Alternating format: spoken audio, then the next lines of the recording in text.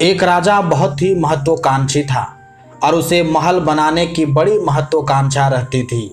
उसने अनेक महलों का निर्माण करवाया।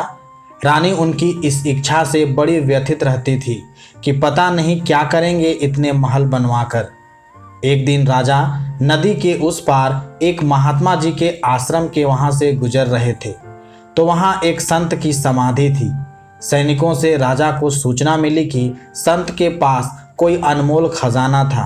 उसकी सूचना उन्होंने किसी को न दी, पर अंतिम समय में उसकी जानकारी एक पत्थर पर खुदवाकर अपने साथ जमीन में गड़वा दी और कहा कि जिसे भी वो खजाना चाहिए उसे अपने स्वयं के हाथों से अकेले ही इस समाधि से 84 हाथ नीचे सूचना पड़ी है निकाल ले और अनमोल सूचना प्राप्त कर लेवे। और ध्यान रखे, उसे बिना कुछ खाए पिए खोदना है और बिना किसी की सहायता के खोदना है, अन्यथा सारी मेहनत व्यर्थ चली जाएगी। राजा अगले दिन अकेले ही आया और अपने हाथों से खोदने लगा। बड़ी मेहनत के बाद उसे वो शिलालेख मिला और उन शब्दों को जब राजा ने पढ़ा तो उसके होश उड़ गए और सारी अकल ठिकाने आ गई। उस पर लिखा था, हे राहगीर, संसार के सबसे भूखे प्राणी शायद तुम ही हो और आज मुझे तुम्हारी इस दशा पर बड़ी हंसी आ रही है। तुम कितने भी महल बना लो पर तुम्हारा अंतिम महल यही है। एक दिन तुम्हें इसी मिट्टी में मिलना है।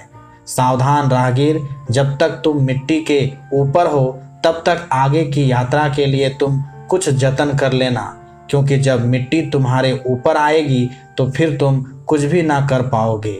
यदि तुमने आगे की यात्रा के लिए कुछ जतन ना किया तो अच्छी तरह से ध्यान रखना कि जैसे ये 84 हाथ का कुआं तुमने अकेले खोदा है, बस वैसे ही आगे की 84 लाख योनियों में तुम्हें अकेले ही भटकना है। हे राहगीर, ये कभी ना भूलना कि मुझे भी एक दिन इसी मिट्टी में मिलना है, बस तरीका अलग अलग है। फिर राजा जैसे तैसे करके उस कुएं से बाहर आया और अपने राजमहल गया, पर उस शिलालेख के उन शब्दों ने उसे झकझोर के रख दिया और सारे महल जनता को दे दिए और अंतिम घर की तैयारियों में जुट गया। दोस्तों, हमें एक बात हमेशा याद रखना चाहिए कि इस मिट्टी ने जब रावण जैसे सत्ताधारियों को नहीं बख्शा तो फिर साधारण मानव क्या चीज़ है। इसलिए ये हमेशा याद रखना चाहिए कि मुझे भी एक दिन इसी मिट्टी में मिलना है, क्योंकि ये मिट्टी किसी को नहीं छोड़ने वाली है।